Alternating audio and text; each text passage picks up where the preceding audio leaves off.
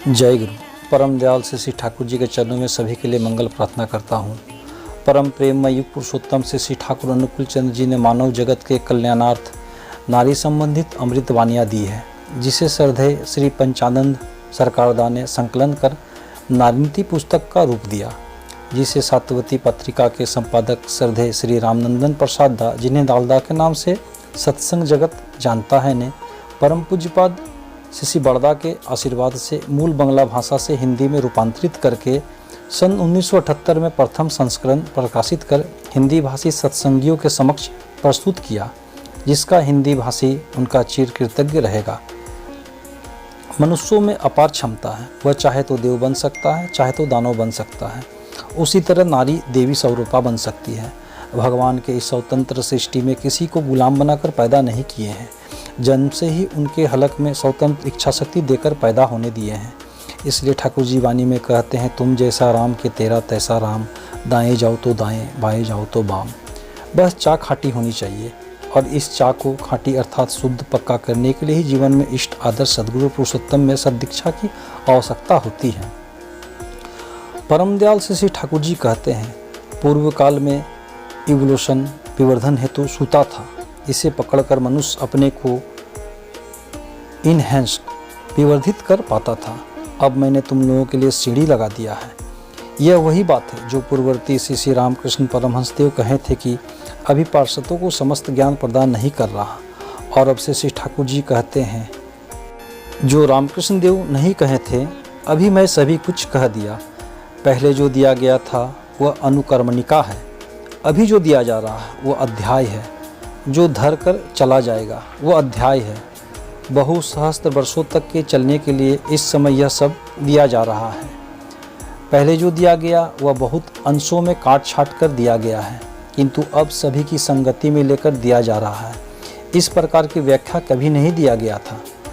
दीपरक्षी षष्ठम खंड के पृष्ठ संख्या 323 में परमदयाल श्री ठाकुर जी कह रहे हैं, भगवान माने भजमान, अर्थात सेवा, अनुराग, अनुशीलन, दान, प्राप्ति एवं उपभोग जिसमें है वही भगवान है। तुम मनुष्य हो, मनुष्य की संपत्ति लेकर जन्म लिए हो, इस संपत्ति को लेकर आगे बढ़ो, खराब चिंताओं की ओर ध्यान नहीं दो, अच्छे भावों को पकड़ो, तुम देवता बन जाओगे। अब हम लोग नारीनीति ग्रंथ के वाणी संख्या 4 का पाठ करते हैं एवं श्री ठाकुर जी के भावधारा अनुसार उसके सहज व्याख्या को समझते हैं। सुख और भोग। सुख का अर्थ वही है जो बीइंग को, सत्ता या जीवन को सुस्त, सजीव और उन्नत कर पारिपार्श्विक को उस प्रकार बना दे, और प्रकृत भोग तभी वहाँ उसे अभिनंदित करता है। श्री ठाकुर जी नारीनीति ग्रंथ में। अब इसका सरल व्याख्या को भी हम ठाकुर जी के भावधारा के अनुसार समझते हैं। सु माने उत्तम, उत्तम में गमन करना ही सुख है, यही स्वर्ग है। उत्तम को अर्जन करना, उत्तम में रहना, यही स्वर्ग है। जिससे निर्विच्छिन्न सुख पाया जाता है वही स्वर्ग है। सुखी रहने के लिए सुविधा एवं सुयोग चाहिए। सुविधा का अर्थ है सुविधि से चलना। सुविधा उन्हें ही मिलती है जो प्रकृति के विधान अनुसार चलते हैं। सद्गुरु ही प्रकृति के मूर्त रूप है। सद्गुरु को केंद्रित कर जो चलते हैं उन्हें ही सुविधा मिलती है। सुयोग का अर्थ है सत्य में अनुरक्त रहना एवं संयुक्त होना। परवर्ती सुख तो सुख है ही नहीं, उसमें विषाद है। वह सुख क्षणिक है, वह अस्थायी सुख नहीं है।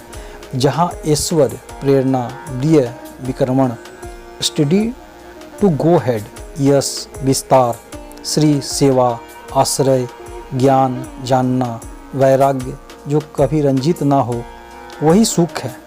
इष्ट या भगवान में जो अनुरक्त है वही भक्त है एवं वही सुखी है। प्रवृत्ति का सुख प्रकृत सुख का बाधक है। भोग में उपभोग है एवं इसके विपरीत दुर्भोग भी है। जो जितना प्रकृत है वह उतना ही उपभोग कर पाता है, एवं जो जितना प्रवृत्ति के बंधन में पड़ा है वह उतना दुर्भोग भोग करता है। सत्ता का अर्थ है विद्यमानता। जिसकी विद्यमानता है उसी की सत्ता है। सत्ता अस धातु से अर्थ है अस्तित्व, एग्जिस्टेंस। शरीर, मन, जीवन, दीपना का वास्तविक प्रकाश, कॉन्क्रीट एक्सपोजिशन ही सत्ता है। दीपवृक्षी प्रथम खंड पृष्ठ संख्या 29। सत्ता का पोषण सत्य है, जो इसके विपरीत है वही असत है। जिसका जीवन जितना असत है वह उतना अपने सत्ता का विरोधी है। जिस आचार आचरण से मनुष्य वृद्धि पाता है वही सदाचार है। जो भोग सत्ता का वर्धन करे वही उपभोग है, एवं जो भोग सत्ता को पतित करे वही दुर्भोग है। अवैध भोग ही पाप है। जो भोग सत्ता को पालन से नष्ट करता है वह पाप है। श्री ठाकुर जी ने कहा कि तुम जिस तरह प्रकृत होगे, प्रकृति तुम्हें उस तरह की उपाधि निश्चय देगी एवं तुम्हारे अंदर वैसा अधिकार भी देगी। सत्यानुसंधान ग्रंथ में सब कुछ लेकर ही तो सत्ता है। मैं जिसके द्वारा जीवन धारण करता हूँ, जो सब कुछ लेकर जीवित रहता हूँ, वही मेरी सत्ता है, मेरा अस्तित्व है।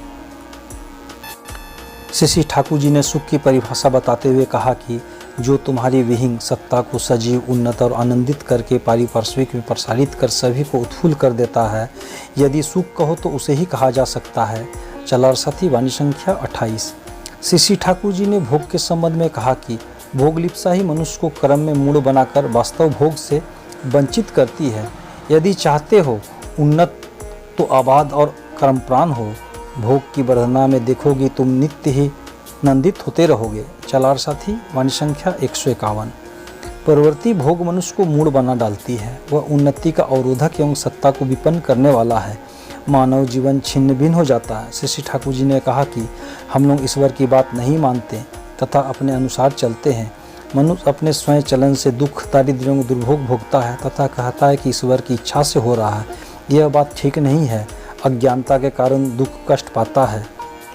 ईश्वर चाहते हैं हम लोग उनकी संपत्ति से संपदाशाली बनकर जीवन को आनंद सहित उपभोग करें। प्रवृत्ति के प्रति आसक्ति ही हम लोग कष्ट पाते हैं। यदि हम लोग पारिपार्श्विक को सुकेंद्रित एवं सुनियंत्रित नहीं करते हैं तो हम लोगों का कष्ट एवं दुर्भोग होगा ही। आलोचना प्रसंग 21वां खंड, पृष्ठ संख्या 165। दिनांक 3/8/1957। आज तक जो महान संत हुए हैं वे लोग प्रकृत भोग किए हैं। जहाँ जहाँ उनकी दृष्टि जाती है वहाँ वे अपने इष्ट को देखते हैं, उनके ही अनुकूल जीवन यापन करते हैं, इष्ट विहीन कोई कार्य नहीं करते हैं। प्रकृति उन्हें अभिनंदन करती है। प्रकृत टान के अभाव में प्रकृत भोग नहीं होता है। संसार भोग योनि है। सुख का भी भोग होता है, दुख का भी भोग होता है। मनुष्य नियंत्रित होकर भोजन करे तो वह भोजन उसे पुष्ट करता है, किंतु वह अनियंत्रित भोजन करे तो शरीर को नुकसान पहुंचाता है। आहार शुद्ध होने से ही मन शुद्ध होता है, मन शुद्ध होने से ही कर्म शुद्ध होता है। इसलिए जीवन में एक नियंत्रण करता चाहिए जिससे जीवन नियंत्रित कर जीवन का सही ढंग से उपभोग कर सके। अनियंत्रित जीवन में ही दुर्भोग का राजत्व है। बुरे कर्मों के कारण मनुष्य में विभूति, वैभव, ऐश्वर्य नहीं आता है। विभूति का अर्थ है विशेष रूप से होना। भगवान को षडेश्वरशाली कहा जाता है जो जीवन के उत्स है। भगवान में ऐश्वर्य, प्रिय, यश, श्री, ज्ञान एवं वैराग्य है। इन्हें छोड़कर न संसार में कहीं सुख है और न भोग है। जो भगवान के विपरीत है उन्हें दुख एवं दुर्भोग है। जिनकी सत्ता सजीव एवं उन्नत है वही पारिपार्श्विक को उन्नत एवं सजीव बना सकता है। मनुष्य प्रवृत्तियों में अभिभूत है, इसलिए उसे जीवन का रस नहीं मिलता है। उसका जीवन नीरस, अवलंबनहीन एवं दुर्भोग में है। प्रकृत सुख एवं भोग ही जीवन को उन्नत कर सकता है। ठाकुर जी वाणी में कहते हैं, स्वामीर पोती जेमनी रोती तेमनी नारीर मोती गोती।